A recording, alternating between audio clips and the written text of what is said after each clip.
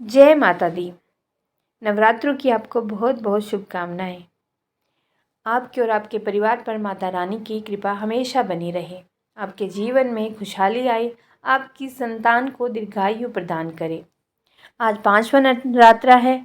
माँ स्कंद माता की इस दिन पूजा का विधान है।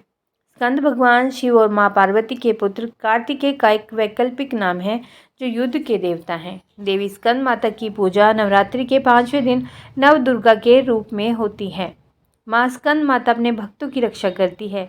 जैसे एक माँ अपने बच्चे को नुकसान से बचाती है, वह एक शक्तिशाली देवी है जिनके प्यार और देखभाल ने भगवान कार्तिकेय को राक्षस तारकासुर को हराने में मदद की थी।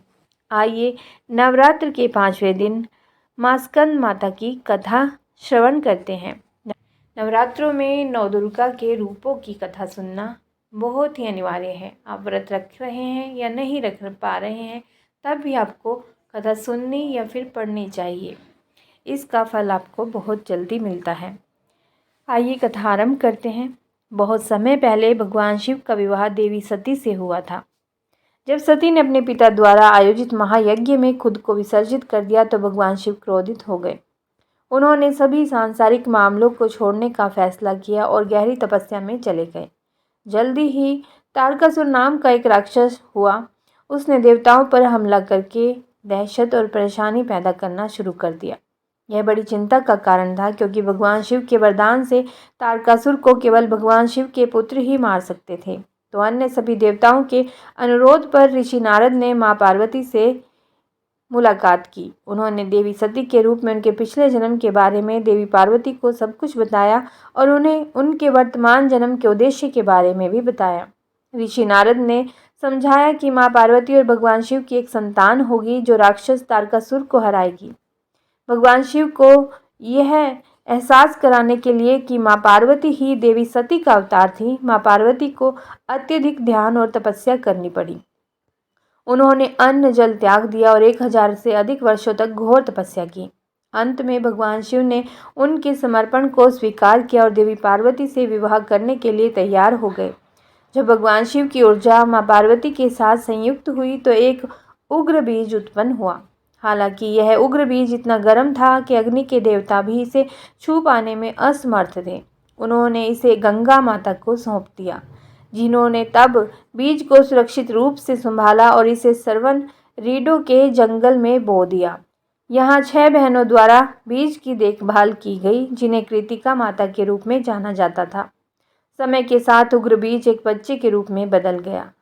कृतिकाओं ने उनकी देखभाल की, इसीलिए इस बच्चे को भगवान कार्तिकेय के रूप में जाना जाने लगा।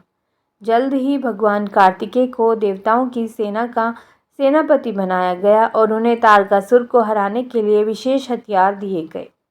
कार्तिकेय ने जब तारकासुर के साथ एक भयंकर युद्ध किया और अंततः राक्षस को मार डाला और संसार में शांति की स्थापना की।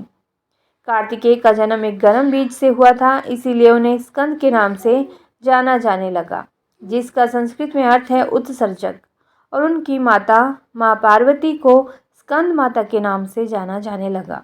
देवी स्कंद माता की कथा माँ बेटे के संबंध का प्रतीक है। ऐसा माना जाता है कि माँ स्कंद माता भक्तों को मोक्ष, शक्ति, समृद्धि और खजाने से पुरस्कृत करती है।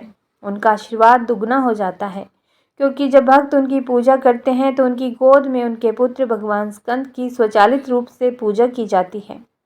इस प्रकार भक्त भगवान स्कंद की कृपा के साथ साथ स्कंद माता की कृपा का भी आनंद लेते हैं।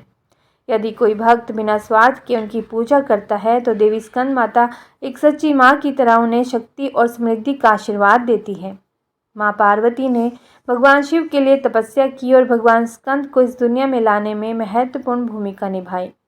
इसीलिए नवरात्रि में स्कंद माता की पूजा की जाती है। जय हो अम्बे माँ की जय। देवी स्कंद माता भगवान कार्तिकेय को अपनी दाहिनी भुजा में पकड़े हुए दिखाई देती हैं और जो लोग इस देवी की पूजा करते हैं उन्हें भी भगवान कार्तिकेय की पूजा करने का लाभ मिलता है। कहा जाता है कि देवी स्कंद माता की पूजा भगवान कार्तिकेय के बिना अधूरी है। संस्कृत में स्कंद का अर्थ है 6 सिर वाला और मन के साथ साथ 5 इंद्रियों से मेल खाता है। यह एक ऐसे व्यक्ति को भी संदर्भित करता है जो क्रोध, मद, लोभ और मत्सर्य जैसे दोषों को नियंत्रित कर सकता है। माँ स्कंद माता अपने भक्तों को अभय मुद्रा का संकेत करती है, जो निडरता, शांति और सुरक्षा का प्रतीक है। अभय का अर्थ है निर्भयता। कमल के फूल पर विराजमान होने के कारण इन्हें देवी पद्मासन के नाम से भी जाना जाता है। देवी स्कंद माता का आशीर्वाद आपकी बुद्धि को बढ़ाने में सहायता करता है, क्योंकि वह बृहस्पति यानी और बुध ग्रह पर शासन करती है। देवी स्कंद माता को प्रेम और मातृत्व की देवी माना जाता है। जो भक्त देवी पार्वती के स्वरूप की अत्यंत भक्ति के साथ पूजा करते हैं, उन्हें देवी स्कंद माता माँ की तरह ही प्रेम और सुरक्षा प्रदान करती है। स्कंद माता की 4 भुजाएं हैं, सिंह की सवारी करती है। वह अपने 2 हाथों में कमल भी रखती है। तीसरे हाथ से भगवान कार्तिकेय को धारण करती है और अपने सभी भक्तों को चौथे हाथ से आशीर्वाद देती है।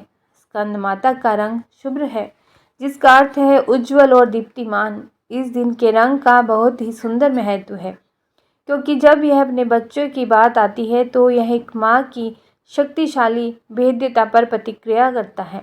भूरा रंग इस बात का प्रतीक है कि जब भी उनके बच्चे को कोई नुकसान पहुंचाने आता है तो वह आंधी में बदल सकती है। माँ को केले का भोग लगाया जाता है, जिसे बाद में ब्राह्मणों को वितरित कर दिया जाता है या फिर किसी कन्या को दे दिया जाता है। पूजा के दौरान फल, मिठाई, फूल, चावल और पानी चढ़ाया जाता है। लाल रंग के फूल उनके पसंद के हैं और लाल गुलाब उनकी पूजा के लिए उपयुक्त माने जाते हैं।